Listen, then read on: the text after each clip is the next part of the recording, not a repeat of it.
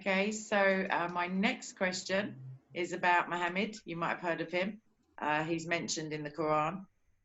So, right, taking into consideration the fact that even the Quran says that he has sinned and will be forgiven for future sins and is therefore not perfect, do you believe that his revelations are the result of mental illness, habitual lying, or do you think there's a spiritual element in that he, I don't say was possessed, but do you believe that the Jibril that appeared to him in the cave was actually some sort of demonic spirit? Okay, I'm not going to help you too much with this answer, unfortunately, because Okay, you're starting from the presupposition that Muhammad is the one that was given this book, that it was revealed I to him see. between 610 and 632. That is the classical account. So you're reflecting what you heard, you're reflecting what you've been taught. In fact, you're reflecting what everybody has been taught, and anybody who's Mhm. watching this would agree with you that all the Muslims believe that Muhammad was revealed this book between those years, those 22 years. I've got this book right here. Take a look at the title. That was one of a question I was going to ask you actually, and I'm not joking, but that's Robert brilliant. I Spencer like that is author's, yeah, I has like done him. a great job here, and if you have a chance to read this book, it is packed with material, with evidence. And what he is doing, he's asking a very important question. It's the same question that was asked of Jesus Christ, and it's the Yeah, still same, is. and it still is. And we should do that with anybody that claims to be a prophet or anybody that claims to be God. Anytime you have a revelation like these two revelations here, Yeah. and they make historical claims. Both these books make historical claims. Whenever you Mhm. have a historical claim that there was a man who existed at a certain time and did certain things at a certain place, you've got to invest it historically, because that's Yeah. names, dates, places, and events. You've got to use those four criteria to then investigate it. Now, Muslims have not done that. They've just assumed everything that this book says about this man, Muhammad, is correct. But this book doesn't talk much about Muhammad. In fact, his name is only found 4 times in the Quran. Yeah, Much less than Isa. oh, Yeah. it's found over 93 times formally and many more informally. So Isa and almost every other character is found more than Muhammad. What's fascinating to me then, who is this prophet that this book always talks about? It does refer to a prophet. It does refer to this representative of God. It refers over and over again to the place where this prophet lived. Only once does it mention it, that it's Mecca. That's in chapter 48, verse 24. So you can see in almost every case, there is a there is a um, well, there's a vacuum that exists both in Mm. this book concerning this man Muhammad.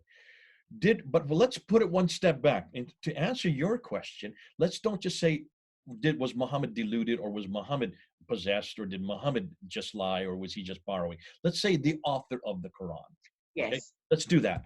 Then we can both be talking on the same plane. Because when you Yeah. look at the author of this book, you can see there's an enormous amount of problems. Because certainly the first of all, there's only one story that's complete in this book, which suggests to me that it was put together rather hurriedly. It does not flow. There is no chronology.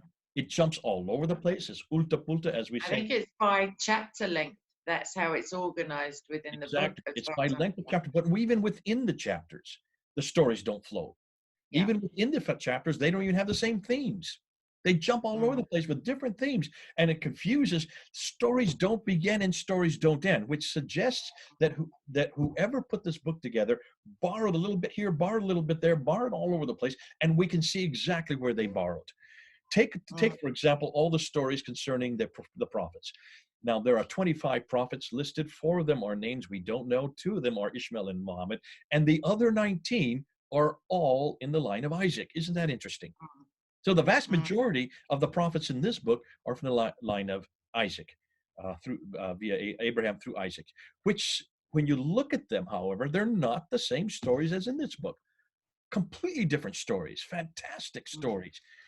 You have Solomon, there in chapter 27, who is talking to hooper birds and marching birds, getting them ready for battle. So where is he able to talk to hooper birds? Sending him down to bring this queen up from Sheba. And then when she comes up from Sheba, having had this conversation with the hooper bird, which means she talks to birds as well, I had no idea that in 1900 BC people could talk to birds.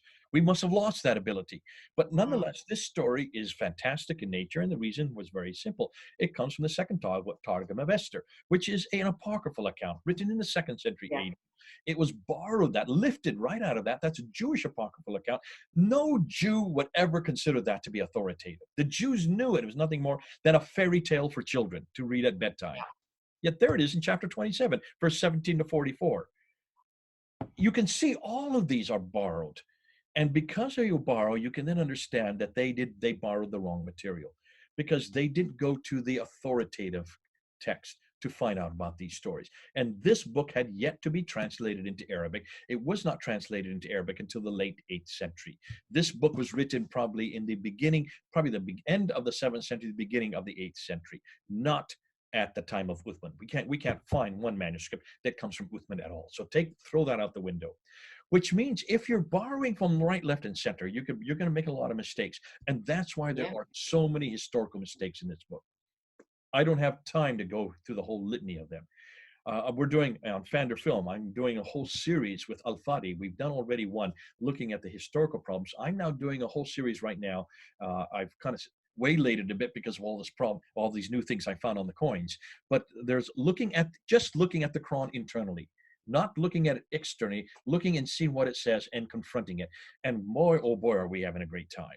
It is Mm. just so full of inadequacies, so many errors, so many contradictions, so many historical anachronisms, so many scientific errors, full of them, enormous amount of them.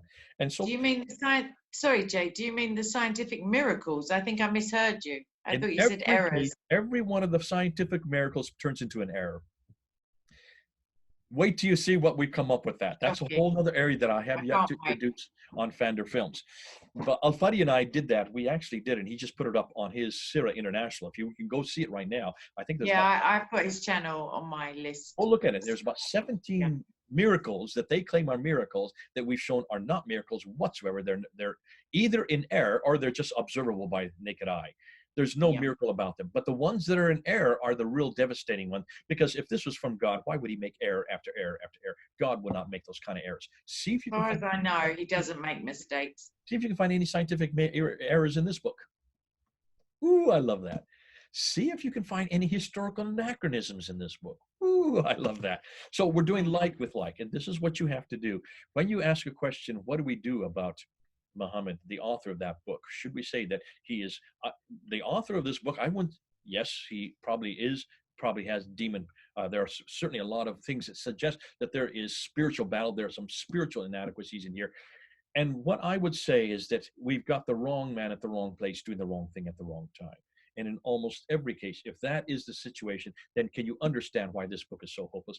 Why I make sure my Quran is always smaller than my Bible. This is the bigger, the better book for a reason. I keep it Not only theologically, you mean physically as and well. Yeah. visually, so you can see which is better. Good question. Thanks for it. Thanks very much.